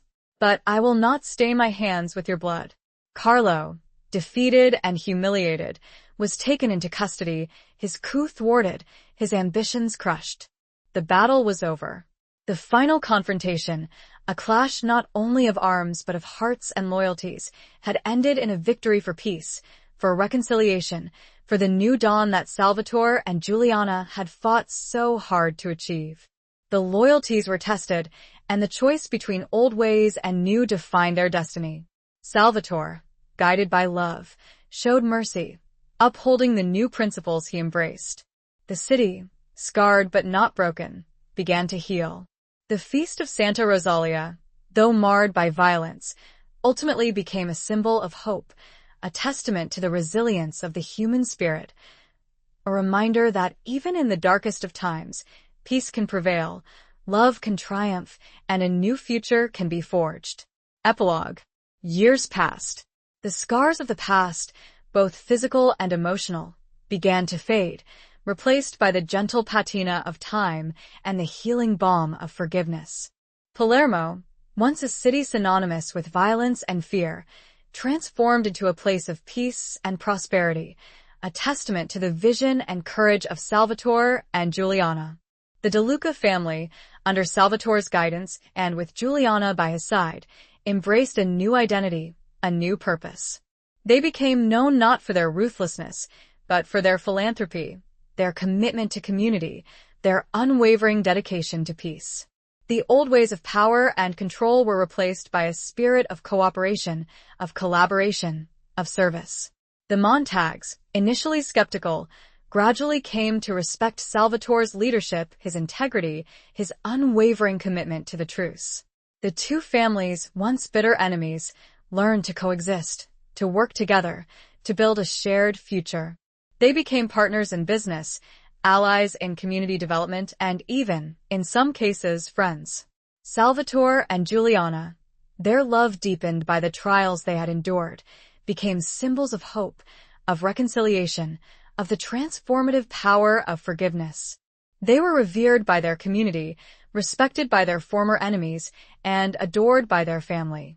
They never had children of their own, but they embraced the children of Palermo as their own, investing in their education, their well-being, their future.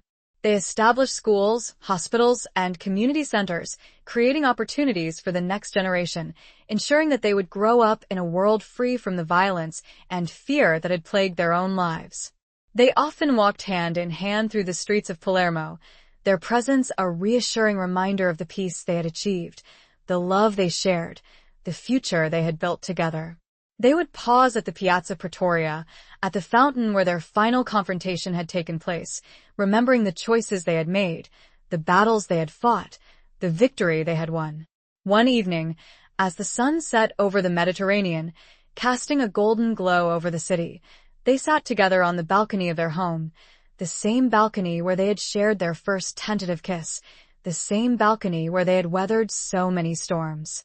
Salvatore, his hair now silvered with age, his eyes still filled with the same piercing intensity, turned to Giuliana, his hand reaching out to caress her cheek. "We did it, cara mia," he said, his voice soft and filled with emotion. "We built a new world." Giuliana, her face lined with the wisdom of years, her eyes shining with the enduring light of love, smiled and leaned her head against his shoulder. "We did it together, my love," she replied, her voice filled with peace and contentment. "We found our way home." They sat in silence, their hearts filled with gratitude, their spirits intertwined, their love a beacon of hope for generations to come. The echoes of the past still lingered, but they were no longer a source of pain, but a reminder of the strength they had found in each other, the courage they had displayed, the enduring power of love to overcome even the deepest of divisions. The gilded cage had been shattered, the stolen dawn reclaimed, the thorns of reconciliation overcome, the blood ties redefined, and the reckoning of hearts and empires had paved the way for a new era, an era of peace, of prosperity, of enduring love. Their journey had been long and arduous, but it had led them to a place of profound happiness, a place where they could finally rest, secure in the knowledge that they had made a difference, that they had created a better world for themselves, for their family, for their community. They lived out the rest of their days as a true power couple, no longer defined by their past. The end.